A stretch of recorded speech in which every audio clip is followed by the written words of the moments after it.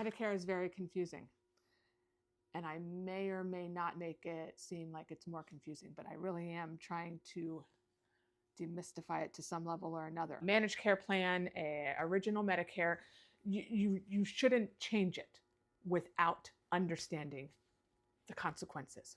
I am trying to educate on things that I see within the healthcare system, home health, and please like and repost and follow for more healthcare tips and home health tips. Okay. Medicare has all sorts of letters. Medicare Part A. Medicare Part A is coverage for your inpatient hospitalizations. Now, keyword inpatient. When you are in the emergency department, you are still outpatient. That is covered under Part B. When you are in an observation status within the hospital, that is under Part B. I apologize for the lighting if it makes it a little weird. Now, sometimes when you are in the hospital and you're moved from the emergency department to a different room and floor, you may think that you are being admitted to the hospital. That's not always the case. There are reasons why they don't admit you. That's a whole nother video. But the point is that until you are in inpatient status in the hospital, you are under Part B. Part A also covers rehab, skilled nursing facility, home health, and hospice. Hospice I will do a separate video on because that's a whole nother confusing thing. Part B, your doctors. So like I said, if you're in the emergency department, observation, your doctors are covered under Part B. Even when you are in patient status in the hospital, the coverage for the doctors still wraps under Part B. Confusing, right?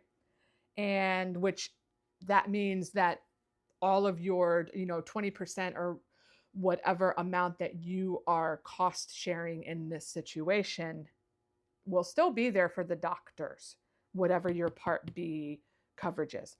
And then anything that is outpatient and DME, walkers, wheelchairs, wound care supplies, etc., are covered under Part B. Part C, completely different. Part C is when you have your coverage of Part A and Part B managed by another company. The government's no longer managing it. The government is giving some money to the insurance company, and now your Part A and your Part B are being managed by whomever, Aetna, United Healthcare, doesn't matter. And then sometimes some managed care companies wrap Part D under that as well, but again, that depends on the plan that you have within the health insurance company. Part D, medications. Medications not while you are in the hospital, because the medications you take while in inpatient status for the hospital or rehab or whatever are covered under Part A, but outside of that is Part D. Then you have your Medigap, which is a whole nother probably video where the Medigap insurances helps to cover the gaps of care within A and B.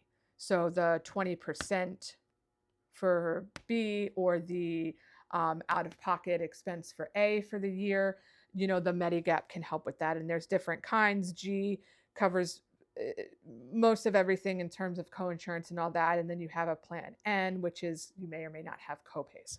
So all of that to say that is a very quick explanation generally of how Medicare works. And I'm going to go back to what I said at the beginning is do not change yours or your loved one's insurance without having understanding. Listen, there's a lot involved here.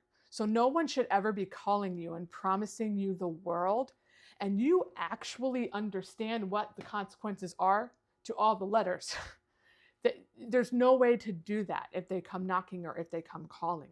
So don't do it, because you need to be talking to a professional, to a broker, and having them help you make that decision if you think it is necessary, and not because you got a cold call from a random ass person.